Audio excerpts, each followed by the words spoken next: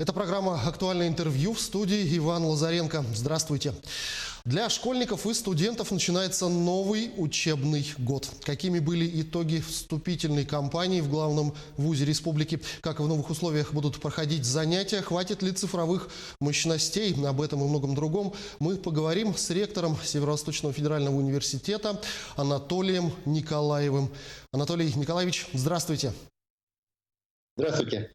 Уже известно, что с 1 сентября в Северо-Восточном федеральном университете учебный процесс в традиционном очном формате начнется только для первокурсников. Пожалуйста, расскажите, как в текущих условиях пандемии коронавируса будут проходить занятия? Конечно, это было не сиюминутное решение. Да, и мы, конечно, рабочей группой поговорили и вынесли решение, что мы начнем только пока с первых курсов. Вы все понимаете, что наш университет довольно-таки достаточно большой. Если мы все курсы бы позвали бы на традиционную форму обучения, это, представляете, где-то более 14 тысяч студентов одновременно приехали бы. Да, и, конечно, в ситуации, в которой мы все сейчас оказались, это оказалось бы, довольно-таки было бы опасно. И поэтому решили только начать с первокурсников. Это тоже не маленькое количество, да, это почти более 4 тысяч студентов. Из них более 1600 мы будем заселять в наше общежитие. И сейчас с утра объехал все свои корпуса учебные. Мы все готовы, с нетерпением ждем наших студентов. И с 1 сентября начнем нашу учебу. Расскажите об итогах приемной кампании этого года. Насколько полезным оказалось использование собственной разработки университета? Это такая вещь, как личный кабинет абитуриента. Мы уже еще с прошлого года начали уже готовить вот эту программу «Личный кабинет абитуриента», который намного упрощает прием документов и делает удобным нашу приемную кампанию. Но никто не думал, что в этом году будет коронавирус, да, и мы не готовились специально для этого, да, мы же ориентировались на цифровизацию университета, да, и в этом плане вот такую программу готовили. И, кстати, оно пришлось очень даже к месту. Сейчас уже, можно сказать, закончили или заканчиваем нашу приемную кампанию. Все абитуриенты, больших проблем не было, можно сказать, даже проблем вообще не было. Смогли очень просто предоставить свои документы. Можно было даже прямо с сотового телефона представлять, так что проблем не было. И приемную кампанию сейчас закончили. Все бюджетные места мы закрываем. И даже если считать средний балл ЕГЭ по сравнению с прошлогодним, да, стал чуть-чуть даже выше. Получается, что кроме первокурсников остальные студенты будут учиться дистанционно. Каким образом будет обеспечен учебный процесс и хватит ли цифровых мощностей университета? Мы более чем уверены, что мощностей хватит. И, конечно же, вот когда после 16 марта резко, буквально в один день мы все перешли на дистанционную форму обучения, и я в первый же день волновался, смогут ли наши, вопрос задаете, наши мощности покрыть все требования, да, и оказалось, очень даже наша техника смогла вот это обеспечить, да, и иногда доходило до 450 тысяч посещений в сутки, да, и сейчас в связи с тем, что у нас 1/4 часть студентов будет в традиционном режиме, да, и более чем уверен, что возможностей хватит, и, может, даже мы летом некоторые модернизацию сделали нашей инфраструктуры, да, вот по цифровым технологиям, да, и никаких проблем не будет. В своих интервью и выступлениях вы очень много внимания уделяете именно цифровизации. Расскажите, пожалуйста, как эта трансформация происходит внутри университета? В прошлом году, как только меня назначили ректором нашего университета, да, и в конце августа, перед началом учебного года, мы всегда делаем свой актив. И в этом активе я объявил, что у нас будет цифровая трансформация всего университета. Сейчас вот эта программа готовится до 2025 года. Программу мы должны осуществить. Буквально за прошлый учебный год мы полностью свой документооборот перевели на цифру, на дистанционный формат. Сейчас я ни один приказ не подписываю, как в традиционном виде, да, оно приходит через определенные программы, как мы называем, директом. И если у нас раньше на согласование уходило несколько дней, то мы буквально в онлайн-режиме можем за несколько часов уже вопрос решить, да, и все согласовать и подписать приказ. Конечно, это очень удобно, если, вот, например, сотрудник с этой бумагой бегает по всем кабинетам, согласовывает, тем самым уходит со своего рабочего места. Да. Сейчас он просто заполняет, отправляет и сидит дальше работает. А остальное уже мы через сеть все это согласуем. Это стало очень удобно. Это вот с одной стороны. С второй стороны, мы буквально полностью все образовательные программы перевели на цифру. Сейчас будем делать такой акцент на умный кампус. Ну, конечно, сейчас сидеть и говорить про фантастику, довольно-таки как будто бы не совсем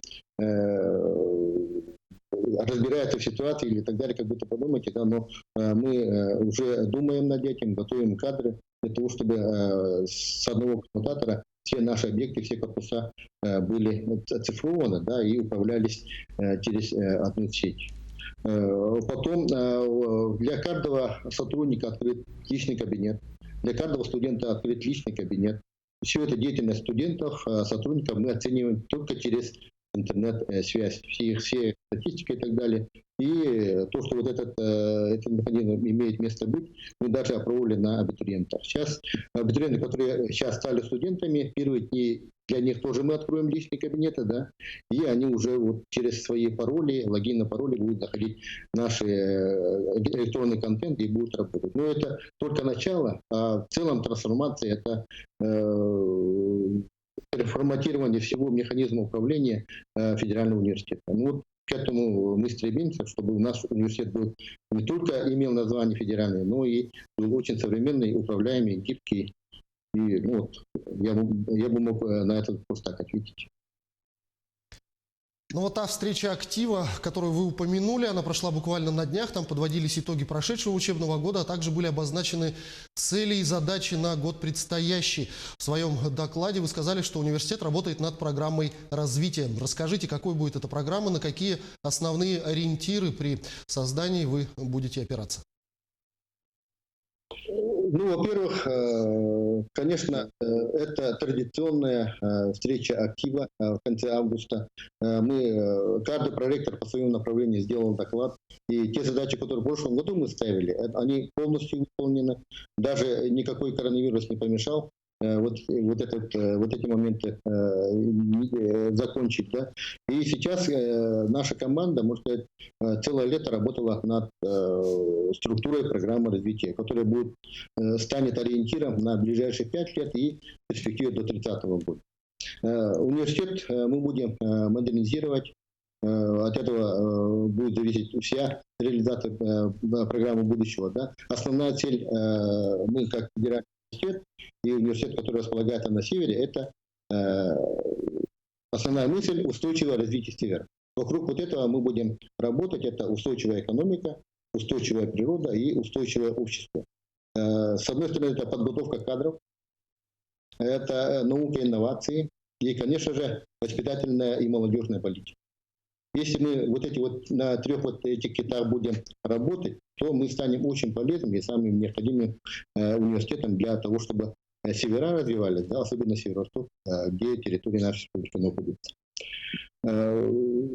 Есть 3 больших девиза, которые я упомянул. Это ответственность, воля и усердие. Вот на этих 3 таких посылах должна работать вся наша команда. И если эта команда будет в этом духе работать, да, то и мы всю свою программу сделаем, да, и построим университет, который будет ориентирован на выход на мировые пространства. Но вот, насколько я знаю, в октябре планируется открытие университетской точки кипения. Что это будет за пространство и как оно будет работать? В прошлом году, как только меня назначили ректором, да, мы с командой университета поехали на остров, так называемый, да, куда пригласили команду ведущих университетов, там более 100 университетских команд было, да, и мы там подписали меморандум с агентством стратегических исследований и так далее, да. Сейчас мы прошли отбор, где разрешили университетам открыть свои университетские точки кипения. Точка кипения – это пространство, где будут находить развитие какие-то креативные мысли. Это будет точка не только кипения, а точка притяжения молодых активных людей, где они будут реализовывать свои проекты. Вот в этом смысле будет больше образовательного контента, больше практикоориентированного контента, где молодые люди будут себя реализовывать и получать поддержку своих проектов. Но в этом плане пока так могу сказать, да, основная мысль нашей точки кипения, где в год планируется более 200 всех различного уровня мероприятий, узнаете в октябре. Сейчас раскрывать карты не буду. Точки кипения мы хотели открыть в мае, но в связи с пандемией мы сдвинули на октябрь. Вот, когда откроем, это довольно-таки ремонт полностью проведем. Когда откроем, вы увидите, да, и надеюсь, там будет очень интересно. Анатолий Николаевич, вот вы уже год являетесь ректором Северо-Восточного федерального университета. Можно ли подвести какие-то итоги первого года вашей работы? Что сделано? Ну, с одной стороны, год работы ректором – это как будто бы очень большой временной отрезок, да, но если взять, я буквально как будто вчера еще был проректором, да, только проходил комиссию, и, ну, самый главный итог – это мы создали довольно-таки хорошую мобильную гибкую команду единомышленников, и, можно сказать, вот это самая главная задача, когда новый руководитель становится во главе большого организма, это создать команду. Вот если есть команда, если есть кадры, если есть единомышленники, да, то можно ставить любые цели, которые можно реализовывать.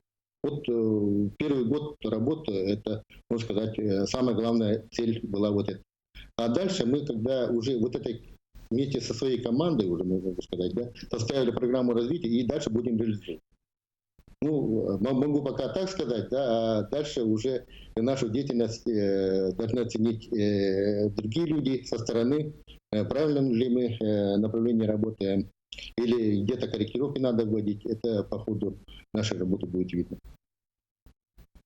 Анатолий Николаевич, я благодарю вас за беседу, спасибо, что нашли время и ответили на наши вопросы. Всего вам доброго.